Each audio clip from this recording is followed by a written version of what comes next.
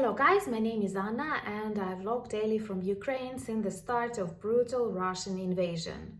So if you want to know more about Ukrainian life in this challenging time and you want to understand this, I don't use bad words, if you want to understand this Russia, subscribe to my channel and also subscribe to demonstrate your solidarity with Ukraine.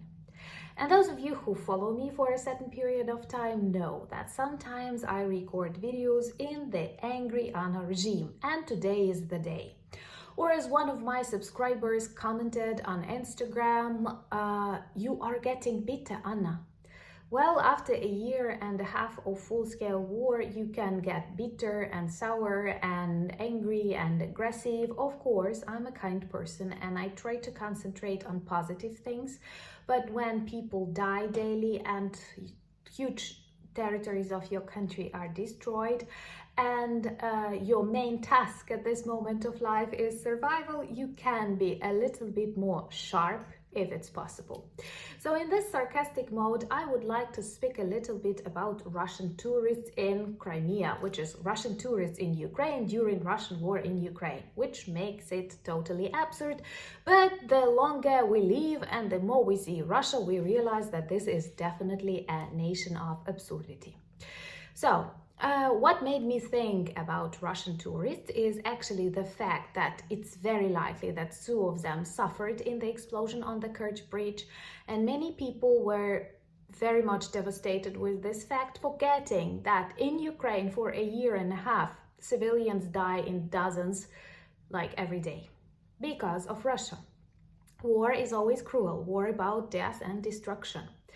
And second, there are lots of headlines how Russian tourism operators are terrified with the fact that they may lose tourists in Crimea because of some minor inconveniences like burning bridges and explosions and other things. So let me separate this video into two parts.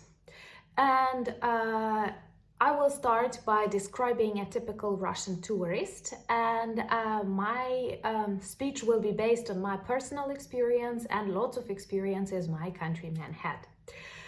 In many cultures, including Ukraine, there are lots of jokes about Russian tourists, and those of you who traveled the world and got in one hotel with Russian tourists very likely knew him, saw him, heard him, smelled him, and whatever, because their behavior differs greatly from the rest of the world.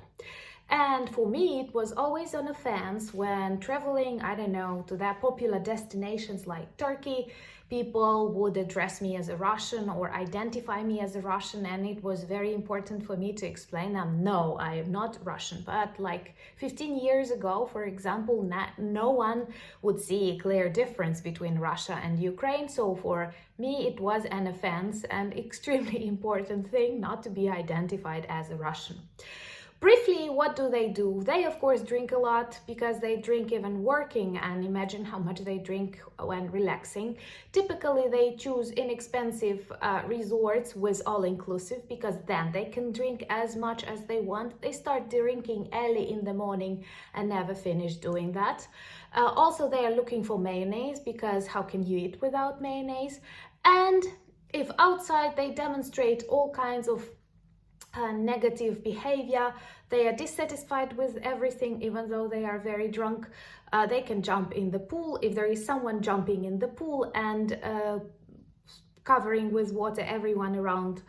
This will be a Russian. Typically they have lots of comments, very sexist comments to women around and other things like that. So I know that not connected to war, but like for many years, hotels, for example, in Turkey or Egypt that are popular among Russian tourists had a specific service, like no Russians tour hotel. Like you had had an opportunity to book a tour without Russian tourists. So, and that's not because of war, because it was normal before the start of this war and based on the observations and experiences that people had with Russian tourists. Let me know if you had some in comments, and if you agree with me, subscribe. So the second part, what are these Russian tourists doing in a war zone in Ukraine? I don't know.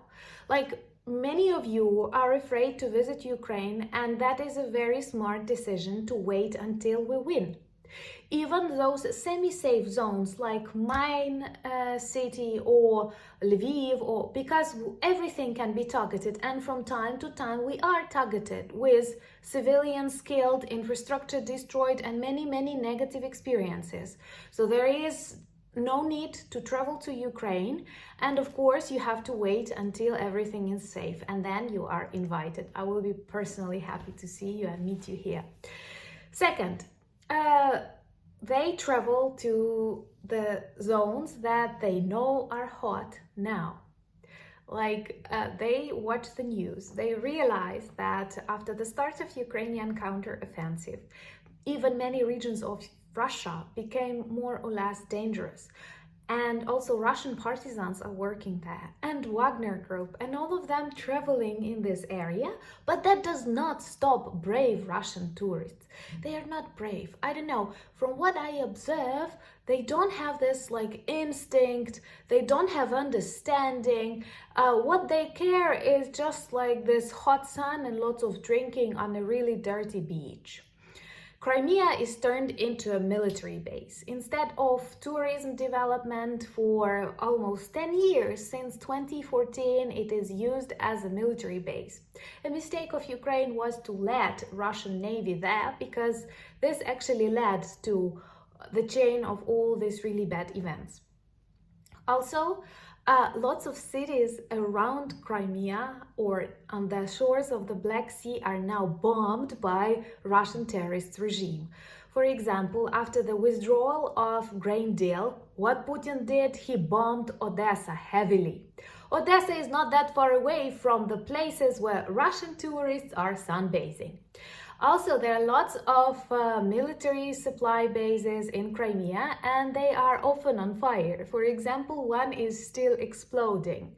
So, you understand, I understand, like people all over the world understand that perhaps Crimea and all the south of Ukraine and bordering regions of Russia are a dangerous place, and it's not okay to travel there.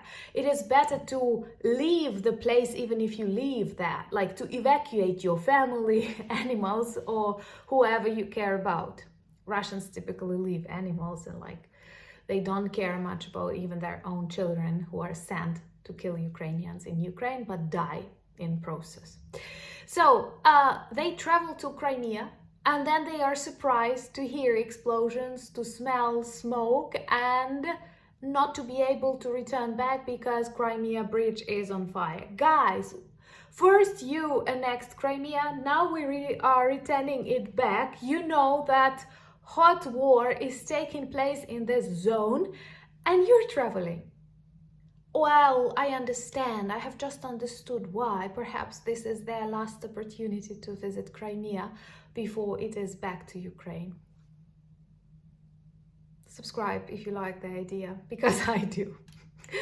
And another thing, recently I watched a video of a family having rest on the shores of the Sea of Azov in Russia. But once again, the Sea of Azov is really small.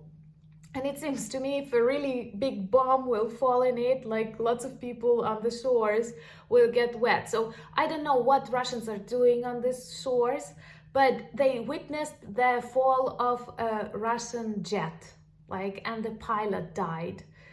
And they were filming that on mobile phones, saying like, oh my God, perhaps something wrong is happening. Oh my God, Grandma, I'm afraid. I have a question to all of these people. What are you doing there? This is just a general question to all Russians, including military. What are you doing in Ukraine? Looking for your death? You will find one. I'm sorry, but you shouldn't have crossed the borders. And there is nothing I can say more. Share your experiences if you had some with Russian tourists. Let me know, would you like to visit Crimea right now? Because I feel no one would, apart from the Ukrainian armed forces. And I wish them luck, and I wish them visit this beautiful and picturesque place the sooner. Thank you so much for your support, buying me coffees and becoming my patrons. I value that a lot. Thank you for being friends, and Slava Ukraini!